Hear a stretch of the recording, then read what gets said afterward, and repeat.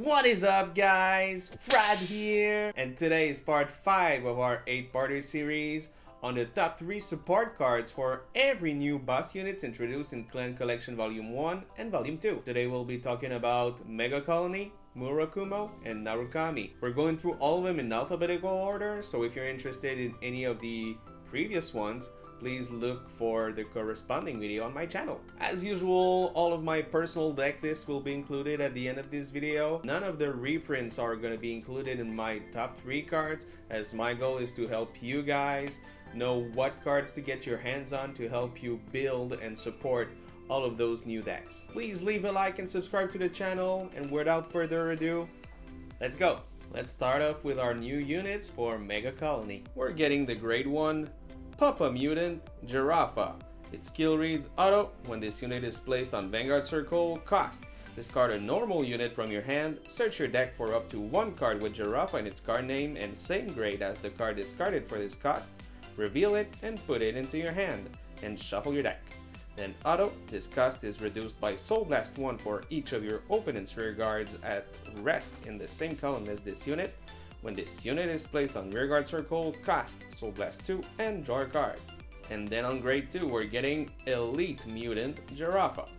Its skill reads auto. On Vanguard and Rearguard Circle once per turn. When this unit attacks, cost Counterblast 1 and this unit gets power plus 5k until end of turn for each of your opponent's rear guards at rest. If your opponent has 1 or less rear guards that stand, draw a card. And continuous, on Rearguard Circle, all of your opponent's rear guards in the same column as this unit cannot intercept or move to another Rearguard Circle. And then a shining comeback from Evil Armor General Giraffe. Its new skill reads auto. On Vanguard Circle, when this unit attacks a Vanguard, cost Counterblast 1 and put a rearguard into your soul. Your opponent chooses 2 cards from their hand, they call them to their Rearguard Circle as rest, and those called units cannot stand during their next 10 phase. The auto abilities of your opponent's cards do not activate from this call. Then continuous on Vanguard Circle, during your turn, this unit gets power plus 5k for each card with Giraffe in its different card name in your soul. If you have 2 or more cards with different card names and your opponent's Vanguard is grade 3 or greater, the original critical of this unit becomes 2. The Giraffes are just what Megacolony needed to pull its head above the waves. Ripping cards from hand has always been a destructive mechanic. Basically, the new Grade 3 Giraffe makes 2 of your opponent's units unavailable for his guarding plans. And even if he calls Grade 2 to the front row circles thinking he could still use those 5k shields, you've seen that some support cards won't allow your opponent to intercept. It's like infiltrating your opponent's base and taking it apart from the inside. These are the only Giraffes in V, so let's have a look at the top 3 cards you'll need to make this deck work its weight. Starting off at number 3, Stealth Millipede. Its first skill, continuous on Rearguard Circle. If this unit is in rest, all of your opponent's rear guards in the same column as this unit cannot stand. Then auto on Rearguard Circle. When its attack or the attack it boosted hits, put this unit into your soul and countercharge 1. This effect is mandatory, so it's not a cost. He might be scary looking, but you want him on your team. Millipede generates pressure as the deck needs resources, and your opponent won't want you to get those resources, despite the fact that he's gonna be running kinda short on hand, hopefully. And if it doesn't hit, the row in front of it will be stunned until the end of your opponent's next turn, which is kind of an annoying trade-off for the person standing in front of you. Or sitting. Do y'all play standing? With that, let's move on to number 2. Small Captain Butterfly Officer. Its skill reads auto. On Rearguard Circle, when placed, cost rest this unit, choose up to 1 of your other rear guards and it gets power plus 10k until end of turn. If you chose, at the end of that turn, put that unit into your soul and countercharge 1. Butterfly Officer, on the other hand, guarantees you its promised resources in a pretty resource heavy deck. And the extra 10k will come in pretty clutch, as we will include multi-attack in this deck thanks to our top 1. Especially with your opponent being down 2 cards from their hand, this gives even more weight to that extra 10k. And once rested, it makes up for a pretty good target to pay for Evil Armor's cost. And now let's have a look at our first number 1 of the day. Pincer Attack Mutant In-Truth Scissors.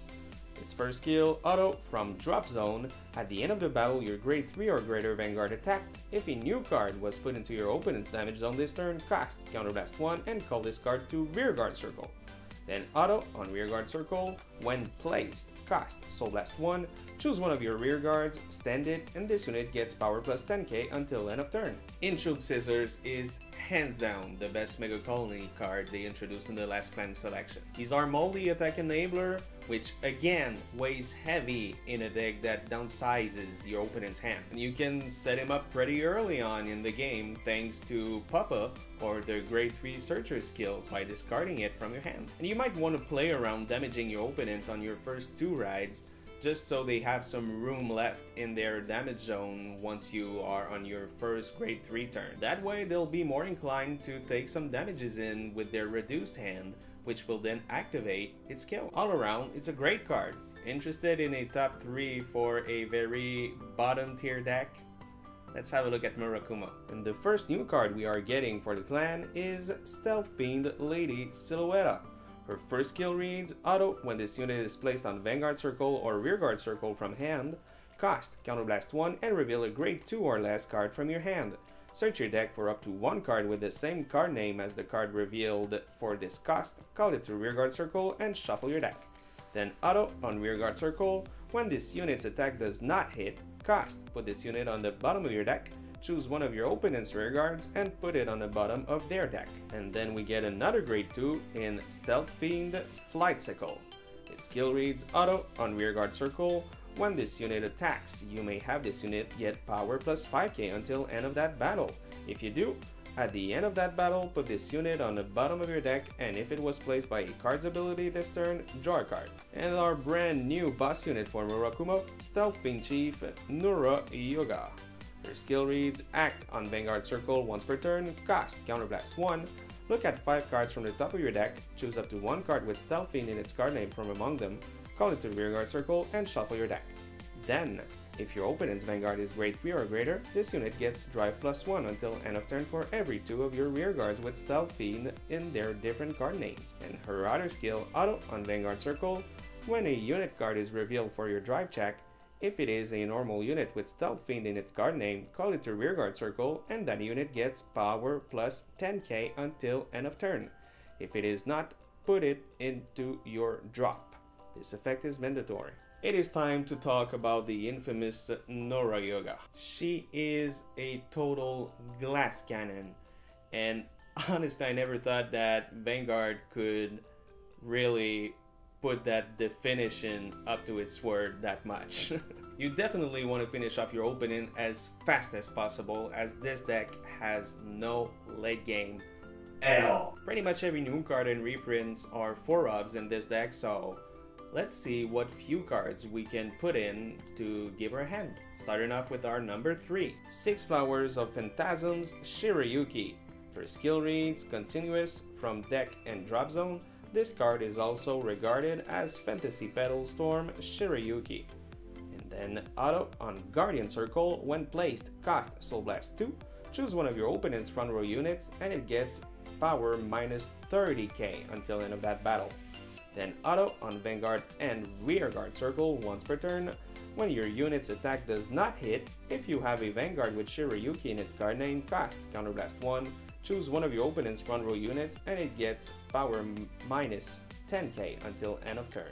If this unit is on Vanguard Circle, you may call a card with Shirayuki in its card name from your drop zone to an open Rearguard Circle. With Shirayuki's support being mostly Stealth Fiends, she will be Hyuga's best ally. Honestly, if you want to ride Yuki first, so that way you can put up some more damage while keeping a bit of resources before going balls deep with Hyuga on the following turn, she makes up for a pretty good attack extender, and the minus K is pretty annoying, so your opponent will most likely take some damages in, as he probably won't want you to trigger your do not hit effects. So that way, when you do end up on riding Hyuga, which needs your opponent to be on grade 3 anyway to make the most out of her, you will be able to push your opponent right then and now. Now number 2, Stealth Fiend Jackots Girl.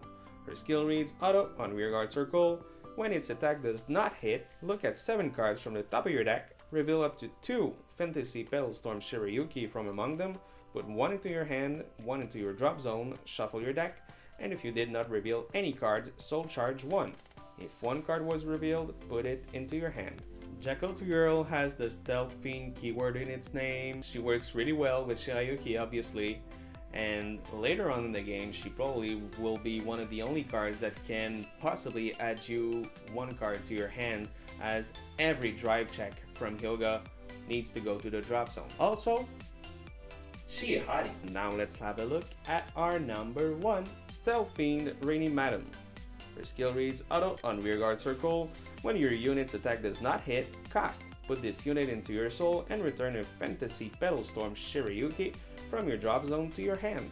Rainy Madam guarantees your +1 on the other hand, and also her ability activates when whichever of your attacks does not hit, so it's pretty easier. And sorry to break it to you, but with all of the attack solve you'll be going on, one of your attacks won't hit just because your opponent won't want to lose, so yeah, at least you'll get a little payoff of that. She's probably the weakest of my top 1 cards, but I mean, with my restrictions on including no reprints from the set, what are you gonna do? Now let's finish things off on Narukami, and we get some more Eradicator units to play with. Starting off with our grade 1 Eradicator Demolition Dragon. Its skill reads auto on Vanguard and Rearguard circle.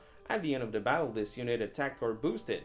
If that attack hit, draw a card. Choose up to 1 card from your opponent's drop and bind it. If you bound a card and this unit is on Rearguard circle, put this unit into your soul. And then a returning grade 2 Eradicator Spark Rain Dragon. Its new skill reads continuous on Vanguard and Rearguard circle. During your turn, this unit gets power plus 1k for each card in your opponent's bind zone. Then auto on Rearguard circle. At the end of the battle, this unit attacked. Cost Counterblast 1. Choose the column this unit is in, bind all front row rear guards, and move all back row rear guards to the front row of the same column. This includes your own back row rear guard, by the way. And then the Sparky Eradicator Vowing Sword Dragon. Its new skill reads auto on Vanguard circle. When your opponent's normal unit is bound other than from their deck during your turn, your opponent searches their deck for up to 1 card with the same card name as that bound card. They bind it and shuffle their deck. You choose one of your units and it gets power plus 5k until end of turn. If no cards were bound, it gets plus 10k instead of plus 5k. Then auto when this unit is rode upon. Call this card to Rearguard circle. Choose a card from your opponent's drop for every 2 cards in your damage zone and bind it. Vowing Sword is okay. I'm actually a little bit more stoked about Spark Rain actually, just because it allows for an additional attack and some more Axel shenanigans that the archetype didn't really have before. So yeah, if you're interested in Eradicators, let's have a look at what cards you'll need, starting off with our number 3. Eradicator Gauntlet Buster Dragon. Its skill reads continuous on Vanguard circle. During your turn, this unit gets power plus 5k and critical plus 1 for each of your opponent's open front row rearguard circles. Then act on Vanguard circle, cast Counterblast 1 and discard a card from your hand, and bind all of your opponent's front row rearguards. You may move all of your opponent's back row rearguards to a rearguard circle in the same column. Gauntlet Buster is your alternative ride. He's an Axel Slayer, which is its best matchup, so ride into him if you're up against something of the kind. And you can also punish your opponent with free pressure if he doesn't commit a board. It's another unit that's protected from the VR protection clause, but you should look into it if you plan on playing Eradicators. Now let's have a look at our number 2 card, Rising Phoenix. Its skill reads auto from drop zone. When your opponent's rearguard is bound during your turn, you may call this card to Rearguard circle. If you do, this unit gets power plus 3k until end of turn. It is time for our favorite Phoenix to rise again. Thanks to Spark Rain, you can now generate 3 attacks off a single unit. You attack with Spark Rain, you activate its ability and bind it, you move your back row rearguard to its corresponding rearguard circle, and then you activate the Phoenix's skill from your drop and call it to an Axel circle. So there you go. 3 unit attacks for the price of 1. Pretty cool. And with the fire chicken out of the way, let's look at our last top 1 card. Eradicator Dragonic Descendant. Its skill reads continuous when you would ride this card. If your Vanguard is a unit with Eradicator in its card name, This card is placed with all of their abilities until end of turn. And then act on Vanguard and Rearguard Circle once per turn, cost Soul Blast 1. Choose one of your opponent's front row rear guards and bind it. Your opponent chooses one of his or her back row rear guards and moves it to an open front row rear guard circle. Then its last skill, auto on Vanguard Circle once per turn. When its attack does not hit, cost Counterblast 1 and discard a card from your hand. Stand this unit and it gets drive -1 until end of turn. So far, Descendant has pretty much established itself as the V Eradicator bus unit, and we have to respect it. Double Gauntlet Buster skills swings are gnarly. And riding over Vowing Sword ain't half bad either, as it comes out of the soul, so +1, and you can proc both of its skill at the same time, so yeah. Well, that is it for me today, guys. Thank you so much for watching. If you enjoyed the video, please leave a like and consider subscribing. As usual, deck lists are coming up, and I'll see you guys next time. Peace.